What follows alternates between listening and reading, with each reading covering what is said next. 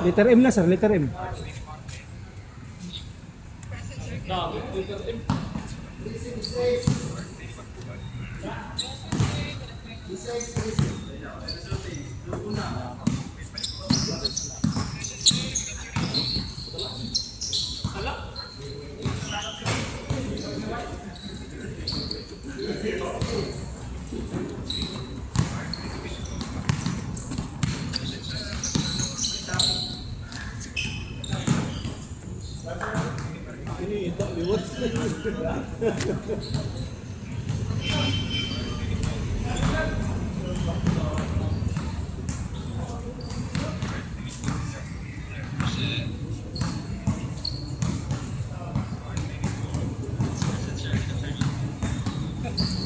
Mike ni Moro.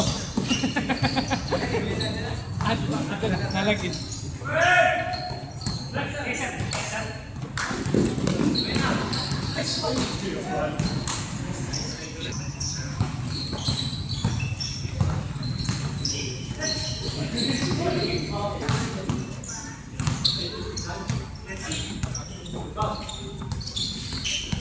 Bang.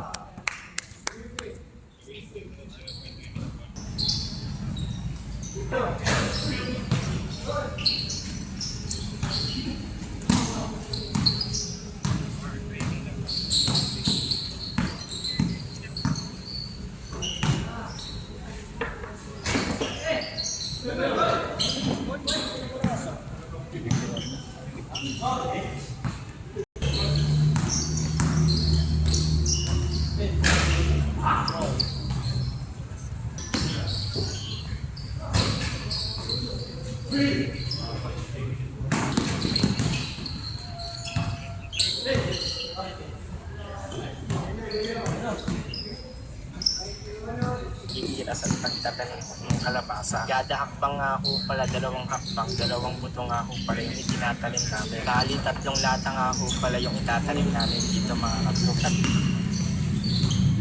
Pagkatapos ho ng ilang araw, ito na nga ako pala yung tinanim kong kalabasa. At pag ganyan na nga ako pala kalalaki, ay magagahok na nga ako pala tayo. Diyan ang mag-aasaro. Paparotor din po natin yung gitna ng kalabasa para hindi ho siya damo. At syempre, hindi po natin nakalimutan at diyan ang pagdidilig. Sawang-sawa na nga ako pala ang pagdidilig ko diyan mga katrok. At dumating na yung araw ng pagsasaklo mga katrok. Once na nagkaroon ako iyan ng bulaklak, ay kailangan ng para magtuloy ho yung mga bunga nila. Yung pollen po ng May flower ay kailangan po ay matikip kung mapunta doon sa female flower. Araw-araw ko nga po pala yan na pollination umaga. Nagkaroon na nga po pala iyan ng dilaw o polvo yung ating kalabasa ay aanin na ho natin. At ito ho yung unang ani natin. Hindi pa ho natin napipitas. Kaya madaling araw lang po ay gising na ho tayo diyan dahil nag-request ho yung ating mga mamimitas diyan ng ating ulamin. Yung mga kapatid ko kasi mamimitas diyan mga katrok ay gusto ko nila ng paksiw na pata. Kaya yan po ay madaling araw pa lamang ay akin na ho siyang ipalalambutin para pag namitas na ho tayo mamaya.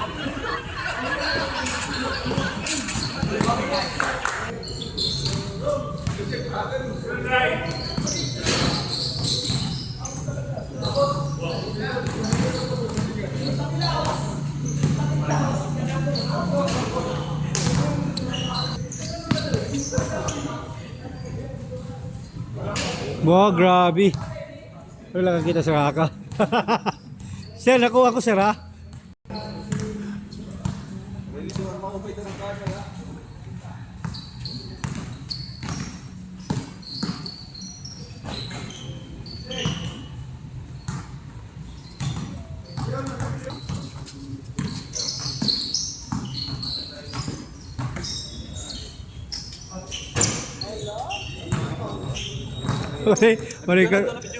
Mari ka go. Nakapos. Laban, laban.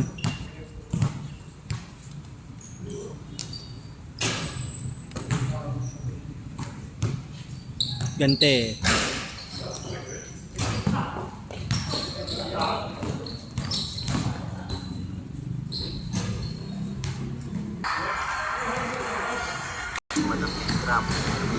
Makabilis wag pala. Huwag kayong pagtubiro kay Kuya, matala sa kita.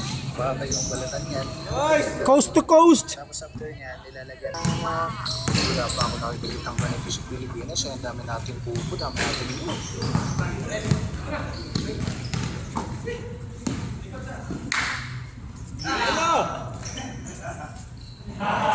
Kuha lagi, pinahirap lang.